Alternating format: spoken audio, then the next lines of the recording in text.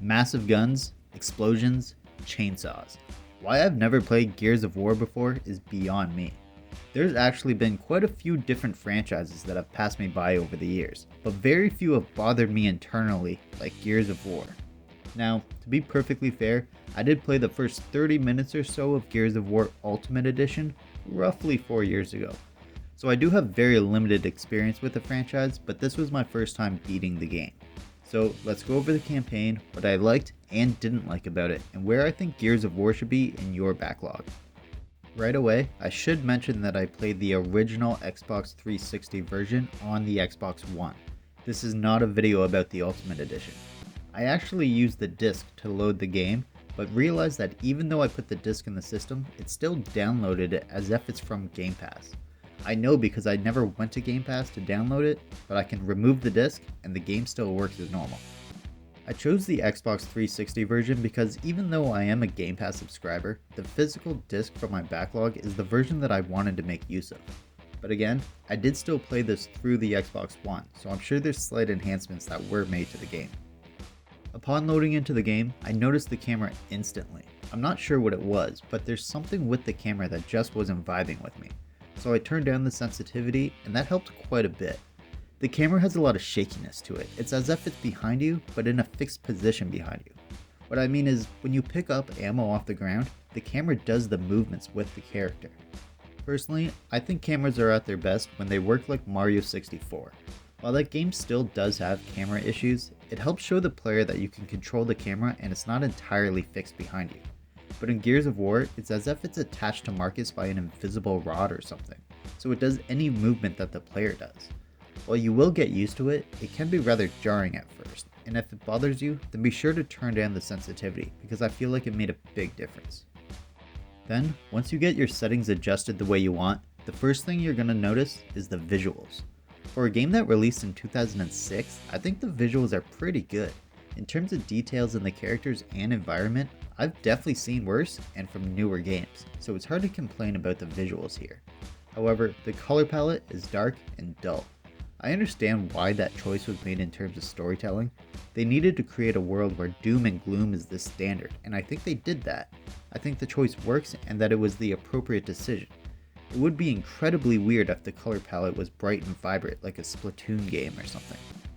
But that being said, as a player, I typically always find games more visually appealing when the color palette is more bright or has a lot of contrast. I feel like there needed to be something to help fight against the dull colors. Even if it was something as simple as making the collectible stand out more, I think it would have been a welcome sight to have something a little bit more eye-catching. Games like Death's Door did it rather well with their healing plants. They were something noticeable to the player to give slight contrast to the rest of the game. The sounds in the game worked well too. The voice acting was decent, there was no cringy dialogue or anything like that. While not everyone had a distinct personality, some of the characters felt like generic army guys. Some of the characters, like Cole, definitely had charisma. So the voice acting was a little hit and miss, but overall, none of it was poorly done.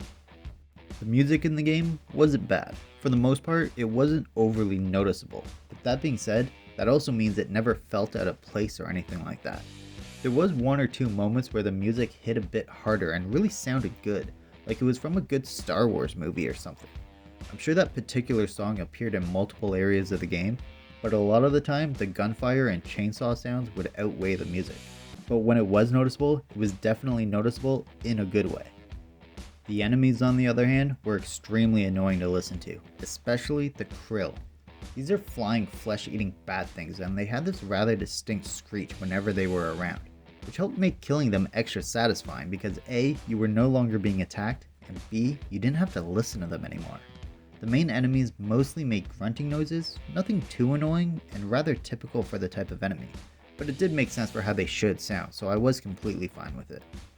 The weapons also had good sounds, especially the most iconic weapon, the chainsaw gun. Now, the gun aspect sounded like a typical heavy assault weapon, but the chainsaw aspect of it, combined with the death screams of the enemies, made this an extremely satisfying weapon to use. There's a reason why it became so popular, and the death sounds and animations are a big part of it. Speaking about the weapons, I basically used the chainsaw gun all game, and I have no regrets about it. It did take me a while to get used to it though. I've become so accustomed to melee kills being basically instant stabs, so at the beginning I would charge ahead and think that I could chainsaw my way out of a bad situation. But that was definitely not the case. Once I realized how to use the weapon, be prepared, know that an enemy is around the corner, and get the chainsaw ready beforehand, it became a very natural way of killing enemies. To be honest though, it did take me longer than I would like to admit to get used to it. Way too many times I would chainsaw one enemy while getting hit from two others, and I just wasn't able to saw my problems away. But once I got the hang of it, I realized just how good and satisfying it was to use. The weapons did have an interesting reload mechanic that I definitely forgot about a lot at the beginning. Basically, when you reload, this bar will appear on screen and you need to hit the reload button again during the appropriate time. If you do, you'll finish reloading faster and all your newly added bullets will do extra damage. It's a great way to keep the player engaged during a moment that most games just play a reload animation. Now, if you mistime the reload, your gun will jam, and that could really mess you up in the middle of a firefight. If you decide to do nothing and just let it run down, then it'll be a normal reload with regular ammo. But if you can time it right, it can be the difference in taking out an enemy or not. While this is something I'm glad isn't in all shooters, it definitely helps the gunplay stand out from the rest. Another major mechanic in the game is the cover system. While I'm going to assume it becomes more refined as the franchise moves along, for the first game in the series, it worked really well. Moving from cover to cover worked well, running to cover worked well, switching shoulders during cover worked well, and jumping over the barricade worked well. Although I did find it weird that in order to jump over a barricade, you had to be in cover first. I understand the mechanic if you're already using the cover and need to press forward, but if all the enemies are cleared and you're trying to go through a courtyard window or something, you couldn't just hop it. You had to take cover from nothing, then jump the barricade. It's a minor thing, but still, it was something that I felt was a little weird. The story of the game is an interesting one, but also extremely easy to miss. The main setup for the game happens in a cutscene, but not during the campaign. It actually plays when you sit on the main menu screen for too long. I found this out by accident. The game is separated into 5 acts, and I took a break between each one. So halfway through the game, when I loaded it up, I sat on the loading screen longer than usual, and I noticed a cutscene start. I very easily could have gone the entire game without seeing it. Now, that being said, while backstory is nice, you don't really need it. You can just move forward in the levels, kill the enemies, and have a good time. But if you enjoy understanding the world this takes place in, then be sure to sit on the main menu for a few minutes. As for the in-game story, it's not bad, but it doesn't feel very deep. You get some cutscenes to help explain where to go next, but it is essentially the search for a way to map the tunnels where the creatures live, and then the need to activate a specific bomb. Those are the two main driving forces for the characters, which makes sense because, essentially, this is a game about trying to avoid extinction, so the characters are solely focused on destroying the enemy. There's no romance, branching options, or side quests, and nor should there be. The game is basically a hallway game. It funnels you into the direction you need to go, and rightfully so. It wouldn't make any sense for the characters to go wandering off when such an important mission needs to be taken care of. Just because it's a hallway game though, doesn't mean they weren't creative about it. There are level tropes present here, like a big courtyard, an underground, and a train, but I will say, I felt like they all worked well. I thought the designs fit contextually. Maybe the train was a bit of a stretch that there were that many cover spots on the train, but that's just me nitpicking.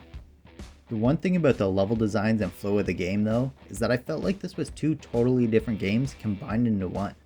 I felt like Acts 1, 4, and 5 were exactly what I expected going into the game. Acts 2 and 3 felt like a totally different game. It was much slower and darker. I felt like it was basically Alan Wake, but with guns and explosions. Now, I'm aware this came out before Alan Wake, but I personally played Alan Wake first. So when I needed to kill enemies with light, it really reminded me of it. And don't get me wrong, I enjoyed Alan Wake. It's not a bad comparison. It's just not what I expected from Gears of War. The second act in particular felt much more like a suspense thriller game compared to an action game, in terms of gameplay and cutscenes. That being said though, I don't feel like it hurt the game. I felt it added a little bit of variety. But personally, I'm not big on horror or suspense, so I do hope that they use other styles of gameplay in the other games. At least it wasn't an overwhelming amount of it. the majority of the game is the cover shooter that I was expecting going into it. From beginning to end, the game was a good time. A shorter experience than I was expecting, but a good time nonetheless. I recorded my entire way through the game, and adding it all up in chunks, it took me roughly 7 hours to beat the game for the first time. Now, I didn't find all the tags, and I also played it on casual, so you can definitely get a few more hours out of it if you want to complete every aspect of the game. Honestly, this just doesn't strike me as a game that I'm going to care about getting all the tags or not. While I enjoy unlocking achievements, I wouldn't say I'm an achievement hunter. I don't usually find all the artifacts in an Uncharted game, and that's about being a treasure hunter, so if I don't typically do it when it makes sense for the character, I really doubt I'll end up doing it here. I did also try the multiplayer, but I couldn't find a match. I did a quick search online, but I didn't find any concrete answer if the servers are down. I assume they are. If not, then the player base is essentially gone. Either answer wouldn't really surprise me considering the age of the game. While I did search for a game in both quick play and ranked, I wasn't able to find anything, so I don't have much to say about it. At the end of the day, for a game that released in 2006, I think it held up extremely well. Yes, I know I played it through the Xbox One, which probably helped it a little bit, but if the core game was bad, it wouldn't matter what system I played it on. The game played really smooth with basically no glitches, just one where a fence got stuck around me and it was kinda hilarious. The game had an interesting reload mechanic, very satisfying chainsaw gun, cover mechanics that worked extremely well, and it didn't overstay its welcome. That being said, the shaky camera really bothered me. The dull color palette wasn't great to look at for an extended period of time, and the game had an entire act that felt like it didn't belong. So after playing the game, seeing the good, bad, and what I've missed out on, the question is, where do I think Gears of War should be in your backlog? If you enjoy third-person shooters, then I think it should be at the top of your backlog. It's a really good game and something you can beat rather quickly over the course of a weekend. Now, again, this is for the campaign only. If you're looking for an online shooter, then you're better off looking elsewhere. And there we have it, where I think Gears of War should be in your backlog. If you enjoyed the video, be sure to hit the thumbs up. It really helps out a lot. And be sure to share the video with anyone who might enjoy it. Let me know down below if you were in on the Gears of War hype from day one, or are you just getting into it now like I am? If you're new here, then be sure to hit the subscribe button for more video game related content. If you're looking for another shooter to play from your backlog, then be sure to check out my video on Titanfall 2. Thanks for making it to the end of the video. Thanks for watching.